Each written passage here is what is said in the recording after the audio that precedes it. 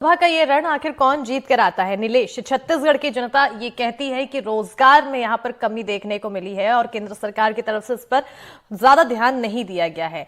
और अगर विधानसभा चुनाव की ओर देखें तो विधानसभा चुनाव और लोकसभा चुनाव के समय में हमेशा मुद्दे लोगों के भटक जाते हैं, अलग हो जाते हैं। आखिर इस बार की कैसी सरगर्मियां? बिल्कुल अस्मिता, देखिए छत्तीसगढ़ की जनता की हम बात करें तो वो एकदम सेलेक्टिव है। उसको पता है कि केंद्र में किसको लाना है। उसको पता है कि छत्तीसगढ़ में अगर राज्य के चुनाव हो रहे हैं, विधानसभा चुनाव हो रहे हैं, तो किसको लाना है। पिछली बार का भी हम अगर हम 2018 की भी बात कर लें और 2019 के लोकसभा के चुनाव दोनों को देखें तो 2018 में एक तरफा जो बहुमत था वो कांग्रेस को मिला था। तो ये माना जा रहा था कि लोकसभा में 11 में से 6 सीटें 7 सीटें कांग्रेस जीत जाएगी, जो कभी इतिहास में नहीं हुआ था। और हुआ भी वही जो जिसका अनुमान लोग लगा रहे थे कि जीत जाएगी या कांग्रेस मान रहे थे, उसके एकदम विपरीत।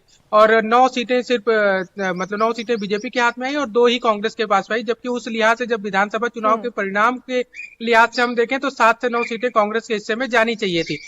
जबकि जब लोकसभा चुनाव हुआ तो एकदम जनता सेलेक्टिव हो गई। वही स्थिति लगभग इस बार भी है।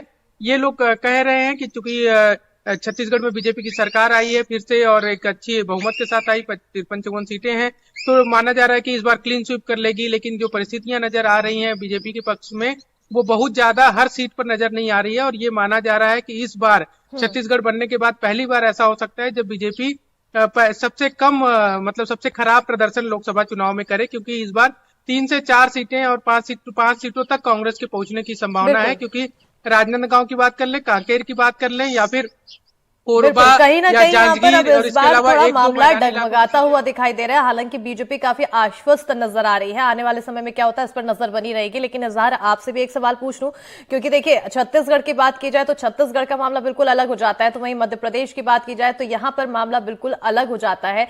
यहाँ पर 29 सीटों में से 28 पे तो पूरी तरह से आश्वस्त बीजेपी, एक पे थोड़ा पेच फंसा हुआ जरूर दिखाई दे रहा है, लेकिन उसके लिए भी बीजेपी काफी आश्वस्त बताई जा रही है।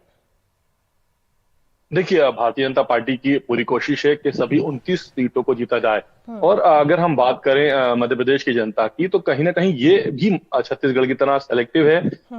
विधानसभा में किसको वोट देना है और लोकसभा में किसको वोट देना है, ये उन्हें बखूबी पता है। और हमने पिछले 2-3 चुनावों के दौरान देखा, जिस तरह से 2018 में मध्य प्रदेश में कांग्रेस की सरकार बनी, लेकिन 2019 में लोकसभा चुनाव में सिंधिया जैसा इंसान लोकसभा चुनाव हार गया। तो कहीं ना कहीं जो लोकसभा चुनाव है, ये इसके मुद्दे अलग होते हैं। जो है इसकी दशा और दिशा अलग होती है। और विधानसभा चुनाव कहीं ना कहीं लोकल स्तर पर होता है, इसलिए जो अंतर होता है वो देखने को मिलता है कि सरकार किसी की होती है विधानसभा चुनाव में, लेकिन जब लोकसभा चुनाव होता है तो वो पता चलता है कि उसको सिर्फ एक सीट मिली है, 2 सीटें मिली हैं। तो कुल मिला के कहीं ना कहीं अगर मध्य प्रदेश की बात करें तो मध्य प्रदेश में जो 29 सीटें हैं, 29 में से 28 पर तो भारतीय जनता पार्टी की स्थिति काफी अच्छी है। लेकिन अगर हम बात करें छिंदवाड़ा की, तो छिंदवाड़ा एक ऐसी विधानसभा है जिसने 2018 में भी जिस तरह का प्रदर्शन किया था विधानसभा चुनाव में, सभी सीटें कांग्रेस से जीती थी, फिर उसी प्रदर्शन को 2019 लोकसभा में दोहराया था उन्होंने।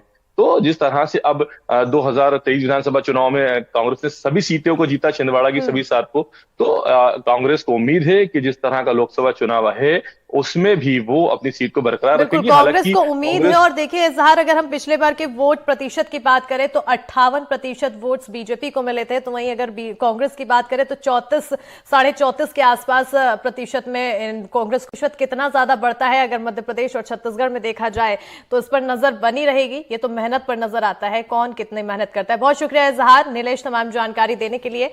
और लगातार अब चुनाव से पहले, तारीखों से पहले यहां पर चर्चा जारी रहेगी कि आखिर किस तरह की सरगर्मियां प्रदेशों में फैली हुई है। रुकेंगे बहुत छोटे से ब्रेक के लिए, जल्द हाजिर होंगे।